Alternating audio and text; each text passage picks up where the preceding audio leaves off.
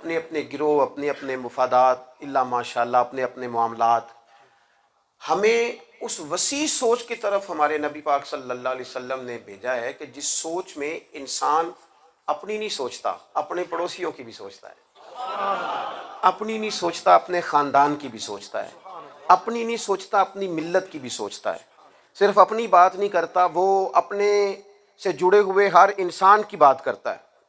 وسیع سوچیں. رسول پاک صلی اللہ تعالی علیہ وسلم کی اگر آپ سیرت مبارکہ کو دیکھیں گے نا تو حضور کی سیرت نور میں ہر شخص کے لیے حضور نے عزت اور پیغام رکھا، ہر شخص کے لیے، ہر شخص کے لیے.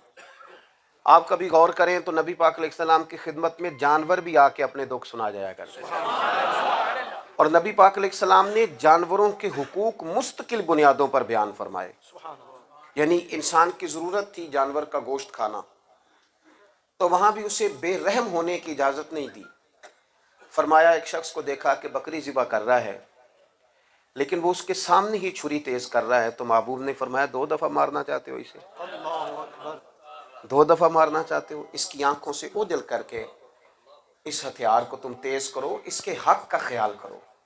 نبی پاک صلی اللہ تعالی علیہ وسلم نے نا رستہ ہوتا ہے نا، رستوں کے حقوق بیان کیے. فرمایا رستوں کے نشان نہ مٹانا. لکھا ہوتا ہے نا ہمارے ہاں فیصل آباد اتنے کلومیٹر اور شیخو پورہ اتنا کلومیٹر، تو اس کے اوپر اشتہار نہیں لگا دینا چاہیے. حضور نے منع فرمایا رستوں کے نشان مٹانے سے. نبی پاک صلی اللہ علیہ وسلم نے رستوں کے حقوق بیان کیے، رستے کشادہ کرنے کا کہا. رسول پاک صلی اللہ تعالی علیہ وسلم نے لوگوں کو آسانی فراہم کرنے کی بات کی. ہمارا یہ ماحول بن گیا ہے کہ ہمیں نا ہمارے گھر کے اندر ایک سبق دیا جاتا ہے